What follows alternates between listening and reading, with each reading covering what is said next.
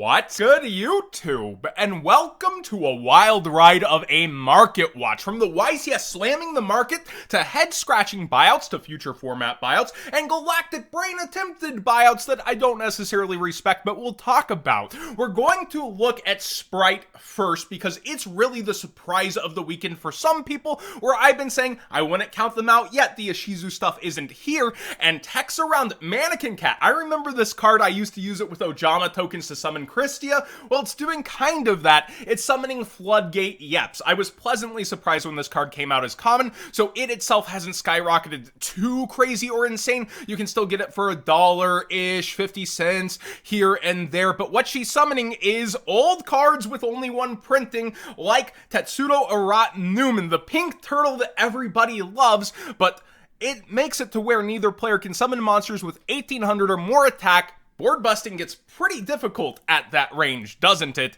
And people looking it up are spending their money in the Facebook groups ridiculously. The lowest listings are $17 to $18, and people are spending over $20 on them right now, and it was in the buyout modes at $6. So do be aware that if you have this card, you might have a bit more money than you thought. But it's not the only one they're summoning. You also have Thunder King Ryo, and this could be a mix of FOMO, people going, I better go ahead and get that for past formats while it's getting attention in a current format. Even the commons are up pretty decent in price / down in quantities, but the secret rares and top end are starting to go. The ultimate is still under market price a little, but that is juiced versus where it used to be. But look at these sales rates right here. All of these today and yesterday from YCS Hype versus past sales rates that were a bit slower but still notable. It's picking up steam, and it's mostly low rated sellers now that have the market price quantities or copies, and then you see it's at 45, 50s, quickly into the 60s. So they are starting to move like hotcakes. Chaos Hunter is another one where the secret rare is one that I've shown off quite a few times, especially for first edition. And now the first eds are all the way up to almost 60. This has been climbing. It's been a discussion, but here is another one people are looking at. So Mannequin Cat doing heavy lifting, trying to do its thing. And you also do have plenty of Floodgate Yep or anti-Floodgate Yep options depending on what the card is for. And then you have, this is a funny one, End of Anubis. This was my first ever article that I ever wrote, I believe, back in the day, was on this card. I love him, but wow, the Turbo Pack rare is getting bought out, and that was the most recent printing, with the others being a special edition promo, Dark Revelation 2, and the OG secret rare. So all these cards without printings for a very long time doing Floodgate things are getting targeted. But it's not only those. Best top 5 cards rising rampage when Simo still did content, Capshell finally doing it.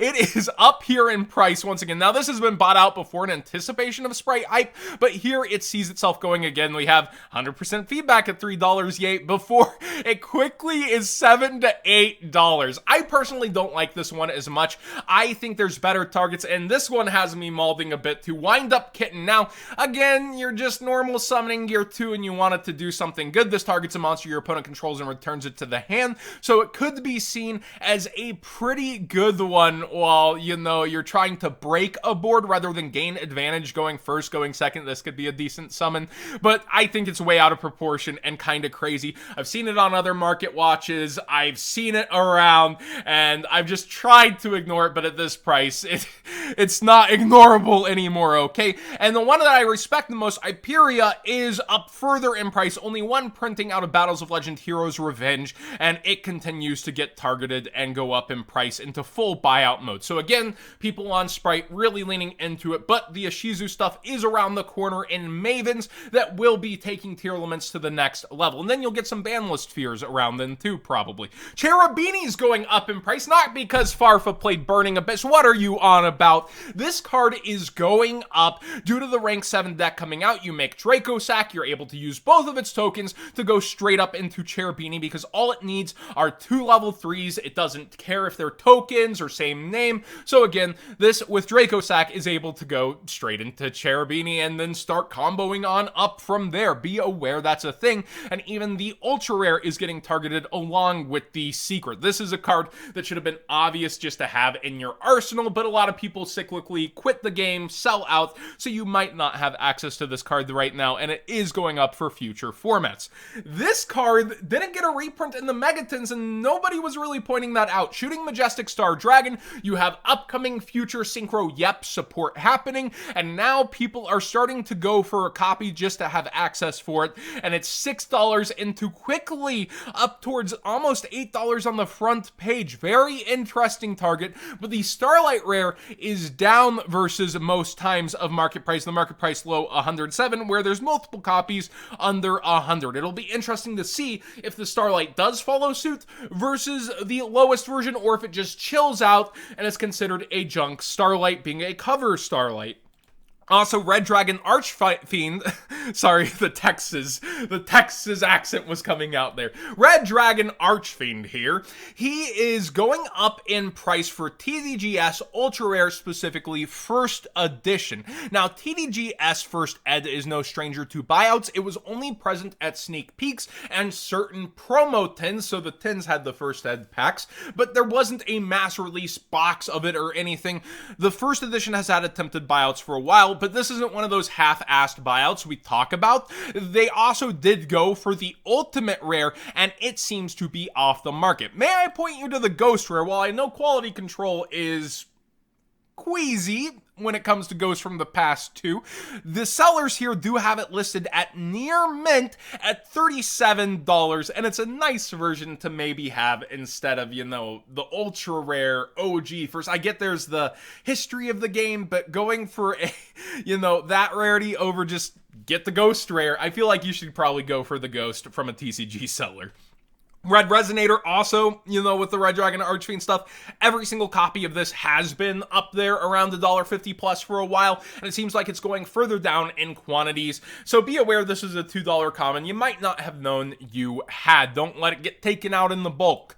We're looking through Darkwing Blast presales, and I know on TCG Player that's a bit of a joke, but something notable is Lubellion continues to go up not only over here, but I'm watching on eBay and the auctions are going above what the Gamer's Choice presale were and other places. This late in the game, after we've had sneak peeks, usually you see some things chill out, people try to prepare for week one. It'll be kind of one to watch as we head into the set, because people are scratching their head, what's going to be money? Not everything has to be money in a set, and sometimes they do flop, but Bisted is a very good deck, and you also do have the rank 7 stuff, the first wave of it here. People are going to want to hold it kind of like a Luber, and that's in the ultra slots. So it looks like Lubellion, hard targeted secret rare here early, and that could be deep interested pockets or people truly scared wanting to get theirs now, and we'll wait and see how those quantities do hit during, I believe, Fridays, when TCG Player allows any seller in for it to develop through the weekend.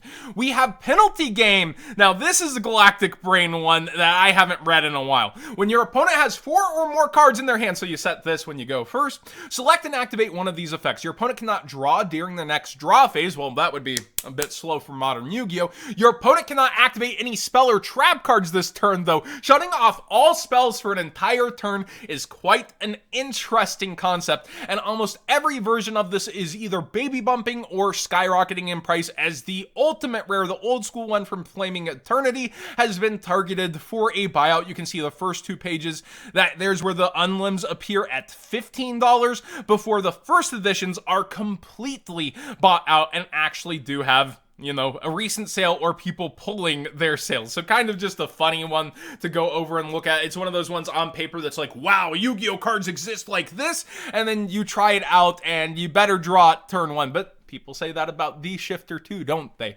Thanks for watching today's Yu-Gi-Oh! Market Watch. Please subscribe if you haven't already. Give this video a thumbs up if you enjoy the conversation. And let me know, are there any commons from here or cards that were lurking you didn't know were like worth money, or suddenly did skyrocket in price and you're like, yeah, I've been ready for this. I have a binder full of pink turtles. My time is now. Let me know, because it is a crazy, crazy day. And I think I did that in a pretty good, timely manner.